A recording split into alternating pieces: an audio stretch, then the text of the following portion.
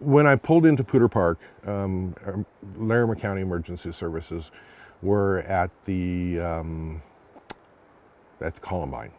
So I pulled in and I looked at him. I said, "What kind of resources do you have coming for me?" And he looked at me and said, "Sorry, I have nothing for you. It's already all committed."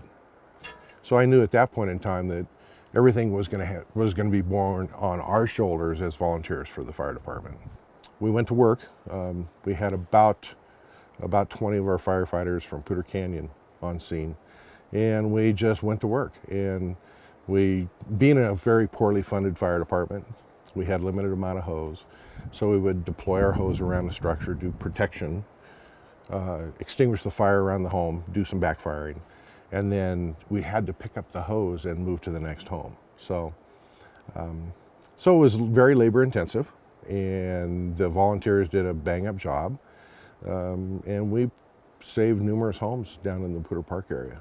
Fire is indiscriminate. It decides to take this home, and the home right next door that doesn't look like it's even savable will still stand. And we as firefighters, we stand there and look, and we're in awe that one home would survive.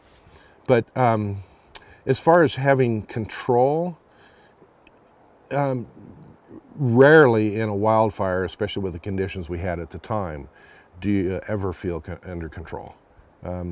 Again, it's a give and take. The fire is going to start taking, and the conditions are just right, and it's going to burn no matter what you do to it. So it takes some maturity and some education and knowledge to actually stand back and watch the fire. And to watch a fire burn a house up, it's not a pretty thing. It doesn't feel good, because you've dedicated your life to putting these fires out, and there's nothing you can do to stop the fire. So consequently, you have to stand back and wait, and then when conditions change enough, then you can engage the fire and you can do the best you can.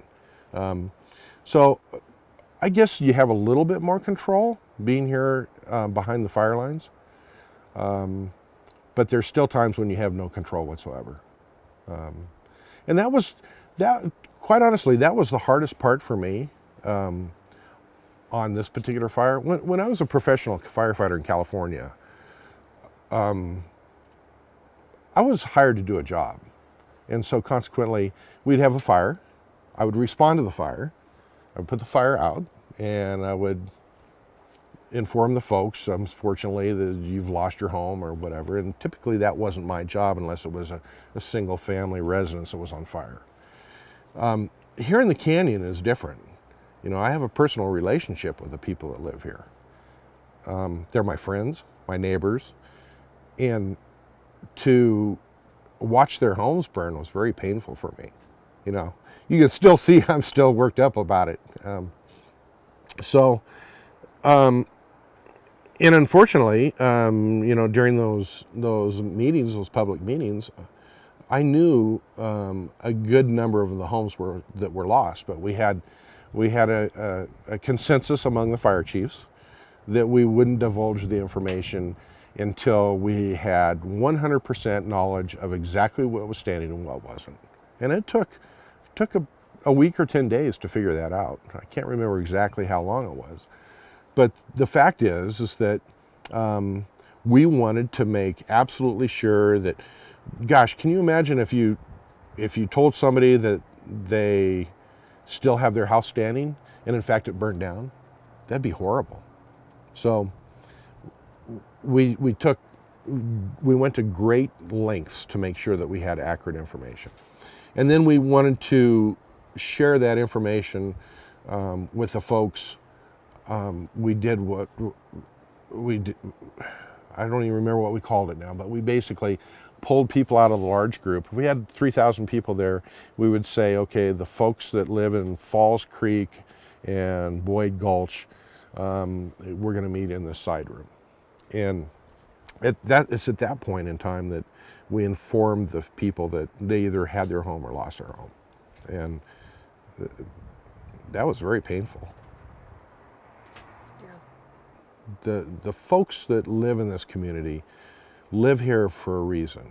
They do not like living in the inner city. gosh, look around you. You know, how can you not want to live in an area like this? And it affected each individual differently.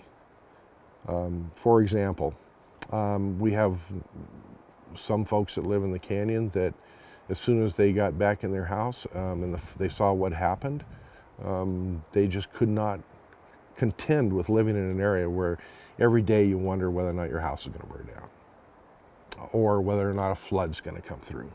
You know, you have to think about the safety of your family. And there's people that it affected them so bad, so horribly that they couldn't sleep at night and they just up and sold. We have a number of people that have left the canyon because of it. On the other side of that, it has brought the canyon, the people that live in the canyon, closer together. I think we're here to support one another, and when you live in a very small community, you almost count on your neighbors to help you out. And there's very few people in this canyon that I don't know now.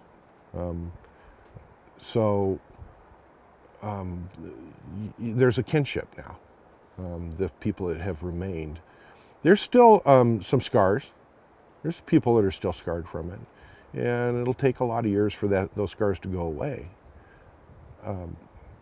But at the same time, I think it's made us stronger. And there's a song that says, "What doesn't kill you makes you stronger." So I think that has pretty much identified the folks that have stayed. They are stronger now for it.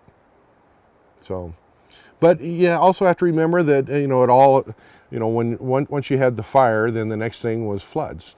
Then we could talk all day long about the floods that came through too, and how that affected us, and the closure of the canyon. So that was a tough year for us, between the two major fires and a major flood. But we survived, and we will go on.